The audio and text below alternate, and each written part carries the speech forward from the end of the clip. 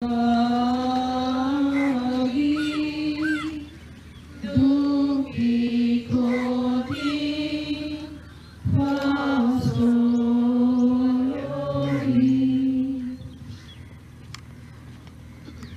स्थान लोटोन लोटोन खोर्शेवन जेजूक मदेंच पुरो जाता.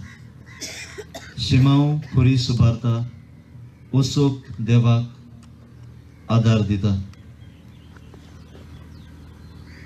शिमाव हांव म्हजी वाटेर आसलो त्या मनशाक कुरीस व्हरूंक आनी ताकोना म्हूण जाणो जावन तांणी म्हाका वेतीक दवरलो आनी जेजूचो कुरीस म्हज्या खांदार घातलो.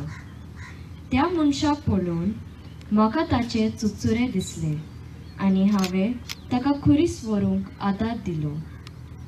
पयलीं म्हाका जोड दिसलें, पूण त्या मनशाच्या दोळ्यांत हांवें पळयतच खांदा वयलो कुरीसूच ल्हव जालो.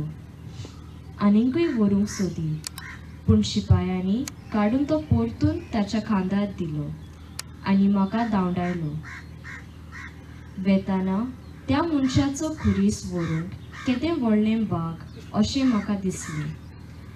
इतलो सगोट लोक थंय आसलो, पूण तांणी म्हाकाच कित्याक दवरलो काय?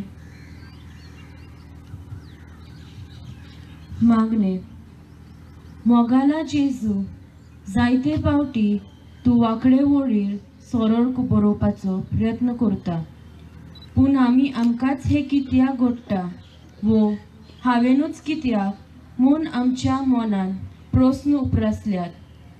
शिमावा भाशेन आमचे वायट अनुभवा वेळार आमकांय कसले तरी बरेपण रावता म्हूण समजूंक आमकां समजण्याचें कालीस दी.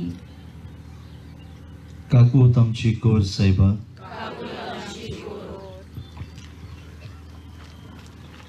सगळे स्थानाक खुर्सार खान बांदूंक लेक्टर्स आनी लिटर्जिकल एनिमेटर्स